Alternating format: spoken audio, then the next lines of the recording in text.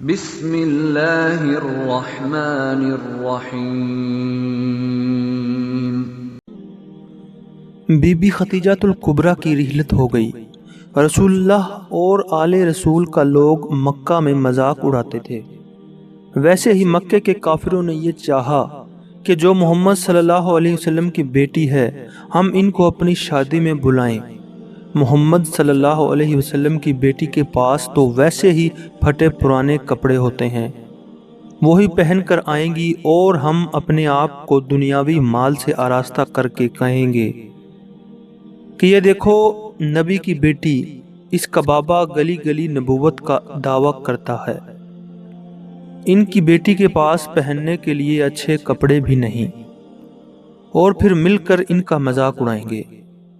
بس اس ارادے کے ساتھ کفار کی عورتیں بی بی فاطمہ الزہرا کے پاس آئیں اور کہا ہم چاہتے ہیں کل جو ہمارے گھر میں شادی ہے آپ اس میں شریک ہوں۔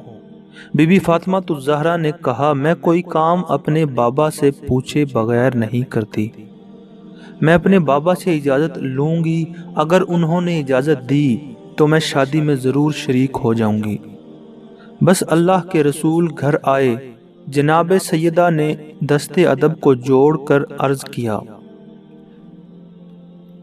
اے میرے بابا، محلے کی عورتیں آئی تھیں اور کہنے لگی کہ کل ہمارے گھر میں شادی ہے، تم ضرور آنا، لیکن ان کے چہرے پہ منافقت عیاں تھی۔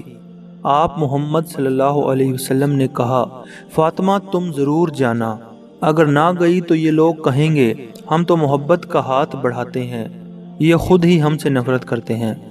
تو بی بی فاطمہ نے فرمایا میں جاؤں تو صحیح، لیکن میرے پاس صرف ایک ہی جوڑا ہے جو کافی جگہوں سے سلا ہوا ہے، وہ سب ہمارا مذاق اڑائیں گے۔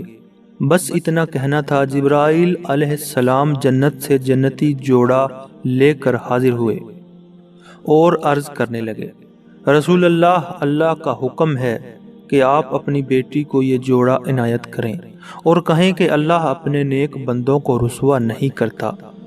بی بی سیدہ نے وہ لباس اپنی آنکھوں پہ رکھا اور اللہ کا شکر ادا کیا اور لمحے کو رکی اور عرض کیا، بابا جب کل یہ لباس میں پہن کر جاؤں گی تو کہیں اس لباس کی چمک دمک دیکھ کر دوسری عورتیں احساس کمتری میں چلی جائیں، میں یہ لباس پہن کر اس کے اوپر ہمیشہ جو لباس پہنتی ہوں وہ پہن کر جاؤں گی، اگر انہوں نے اللہ اور اس کے رسول کا مذاق اڑایا تو پھر میں انہیں جنتی لباس دکھاؤں گی۔ بس رات گزری، دوسرا دن ہوا، سب عورتیں انتظار کرنے لگیں کہ نبی کی بیٹی آئے گی اور ہم اس کا مذاق اڑائیں گی۔ بی بی فاطمہ الزہرا پھٹے پرانے کپڑے پہن کر جیسے ہی شادی میں آئی، وہ تمام عورتیں زور زور سے ہنسنے لگیں اور کہنے لگیں، دیکھو رسول اللہ کا خاندان آ گیا، اس کے پاس پہننے کے لیے کپڑے ہی نہیں، اس کا بابا خود کو نبی کہتا ہے اور اس کی بیٹی کا لباس تو دیکھو۔ جب سب مذاق اڑانے لگے تو بی بی سیدہ فاطمہ نے اپنا جنتی لباس جو اللہ نے ان کے لیے بھیجا تھا وہ پہن لیا۔ بس اس جوڑے کا نور اور سیدہ فاطمہ کا نور لوگوں نے دیکھا، وہ دنگ رہ گئے، سب کا منہ کھلا رہ گیا، انہوں نے آج سے پہلے ایسا لباس نہیں دیکھا تھا اور نہ ہی اتنی خوبصورت عورت۔ تو چرچا عام ہو گیا۔ پھر دلہن نے پوچھا گھر میں اتنا شور کیوں ہے؟ کسی نے کہا رسول اللہ کی بیٹی آئی ہیں، ان کے جوڑے اور چہرہ مبارک میں اتنا نور ہے کہ سب دیکھ کر حیران ہیں اور باتیں کر رہے ہیں۔ دلہن نے کہا میں بھی دیکھوں گی۔ یہ کہہ کر دلہن قریب آئی اور جناب سیدہ کی زیارت کی اور بی بی پاک کے نور کو دیکھ کر گر گئی اور وہیں مر جاتی ہے۔ افراتفری پھیل گئی کہ دلہن مر گئی، یہ کیا ہوا؟